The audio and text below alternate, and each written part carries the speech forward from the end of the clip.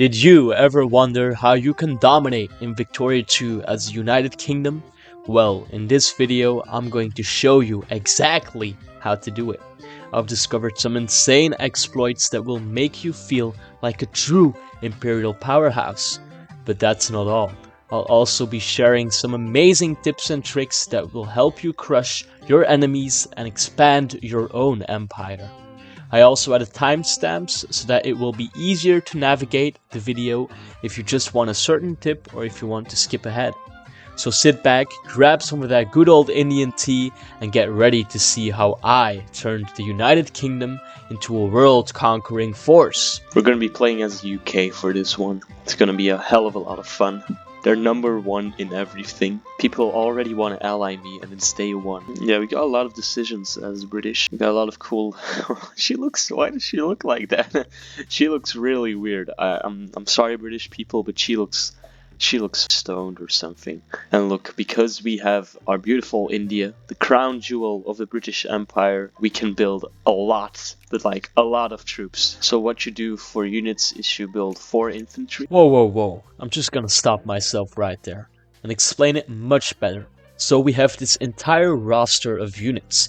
Forget about these units. They are useless if you're a civilized nation. The only thing we need is 4 infantry units, 1 dragoon for a reconnaissance. This will remove the digging penalty against the trenched-in army, and 5 artillery units, and this will make a stack of 30 units. You can also do 8 infantry, 2 dragoons, 10 artillery for the late game, which will give you stacks of 60. The ideal in civilized nation tactic for units is using cav only. The UK is one of the best nations in the game actually, because yeah, this is their era, the Victorian era. So you have also a big starting industry, and we're gonna exploit that. Because we have this big industry and no one else actually, we are producing most of the military goods. Look at that, canned food, artillery, everything. Machine parts is all being built by me, and this gives us an edge on the markets because we also have prestige. The UK wants to buy machine parts, it'll go to them first because we make it and we have the prestige to do it. The buying order in the game goes through prestige. First me, then France, and then everyone else will start pouring in. The thing you need for building factories is you will need machine parts. So if I want to make a steel factory, I'll have to see the resource cost, and that's like 350 machine parts. There are no 350 machine parts, so we just have to up our machine parts thingies and keep building units, building your navy up. Even if you're above your naval limit, that will turn all of the supply in the world, that will make it all go to you. Belgium is at war with the Netherlands and Russia, so yeah. Well, also a pro tip is you can hold these events, just hold it, just put it in your corner or something. I see an opportunity here, I'm gonna join them. I was about to send my navy over to the Americans, but guess not. I guess we have to be some cucks and save Belgium. Here we are, Belgium. We're gonna save you because they look like they need saving. Look, we're kicking the ass of the Dutch. They've already retreated back into their own land. We're at war with Russia. Russia has some large nations inside of them, like Ukraine.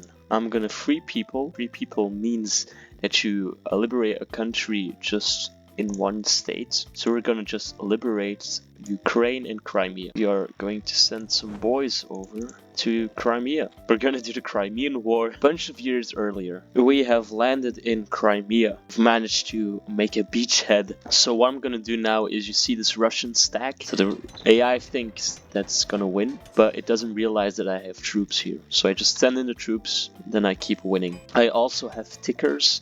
So I'm using tickers or ticking war score. Let me explain it. Wars are fought between nations. These nations can each add a war goal. Each war goal has a certain war score value, which determines how much progress a side has made towards achieving its objectives.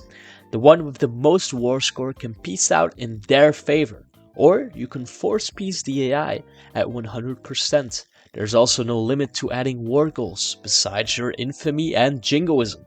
By strategically occupying key enemy territories that you have added as a war goal, you can gain enough war score to win the war, even if they have not actually fought any battles or achieved any significant military victories. That's what I'm doing with Crimea and Russia. I've added the Liberate Ukraine war goal for Crimea. This will slowly add war score over time if I fully occupy Crimea, thus making it not necessary for me to siege down all of Russia. I can just sit there and wait until the war score ticks up. I also stole Washington. I wanted to be cheeky. Next nation that I want to bully is Japan. I was almost losing that one battle. The thing is about cheeking the AI is that you have to keep your mind on it. That was close. That was actually close. Japan is still a primitive nation, so they don't really have any fighting force. We did it, boys. The Russian AI has given up. They want to release Crimea, and we're gonna accept that. So Ukraine is now for Crimean. Portugal and Belgium and Spain are island hopping across the Pacific to catch the Japanese, the evil Japanese. Okay, another trick that I'm gonna show is, you have the foreign investment tab. So foreign investment is when a foreign power invests in another country. It can help fund construction projects and industrial development, which can increase both countries' industrial power and score. The investor also gets industry score, and it's permanent. The destruction or removal has no effect on the investor's industry score. This means that you can inflate your own industry score while there are actually no factories in game, like some weird ghost factories. Investing will also make the invested country pay for the upkeep, thus making them go bankrupt if they can't afford all of the upkeep of the investments. We have come to liberate you, Japanese people. Don't you worry. There you go. We just melt through their units. Why are there so many? 100 Japanese units? Okay, we're winning the battle. Okay. Jesus, that was close. Oh my god, we killed 80,000. That's a war crime, I think. So we won. We won against Japan, and Spain also took a province. Japan is not gonna be a worry anymore, I'm at war with Serbia and the Ottoman Empire. The next exploit that I am going to use is the Liberate and Conquer exploit. This will make us conquer huge swaths of land. Let me show you how to do it. So you'll first have to justify a free people casus belli on Russia. We're going to free Poland, Lithuania. Then declare the war when the casus belli is justified. You'll get a small country in one state after your victory. The good thing about this is that it has all of its cores. We justify conquest casus belli on Poland while we declare a liberate country on Russia. Now for the whole of Poland. We then peace out Russia first and then the PLC with all of the released land. Voila, you now have conquered a lot of states faster and with less infamy. That's the exploit that I'm also going to use on Russia. Looks like a turd now. It looks very disgusting. And we have the Conquest Serbia war thingy still. Well, I did a stupid thing. I went in with mobilized units and I demobilized, but I forgot about the Serbia war, so I just called Austria in. So they're gonna take care of that for me. Dude, they're steamrolling Serbia. We now own Serbia. We can build some Serb units. We don't actually. These states are useless, to be honest, boss. They all have 100k. Okay, next stop is Ukraine. We're gonna do the same with Ukraine. Don't you worry, Ukraine. I'm gonna save you, and then I'm gonna annex you. Or more like, you're under new management, is what I can say. So yeah, let's naval land here and there. Hugh Plumber. Okay, dude, you should change your name to Hugh General if you're not a plumber. Okay, the Russians attacked me in a forest. Very tactical of you guys. You're like me in my Total War videos as Russia. I forgot how hard it is to navally invade Russia. By the way, don't do this. Don't do it. Use doom stacks. They take up a lot of attrition. Well, no, that's what the deep state wants you to think.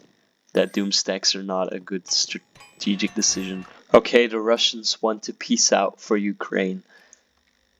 Okay, we have Ukraine now. So we have Serbia and Ukraine in our little empire. Our population went up quite a lot. Let's leave for greener pastures. We've quote unquote liberated Ukraine. This is the good ending to the Ukrainian war. So I'm gonna use the Craftsmen exploit now, which is if you encourage craftsmen in a province and it's not of your accepted culture, it will slowly turn into your accepted culture. Because the craftsmen that are getting promoted are gonna turn British and not Irish. So we'll see if that has any effect on Ireland and whoa, but okay, so Scotland is also seen as British. Okay, British is like one culture. This is gonna offend some Scottish people. Why did they do that?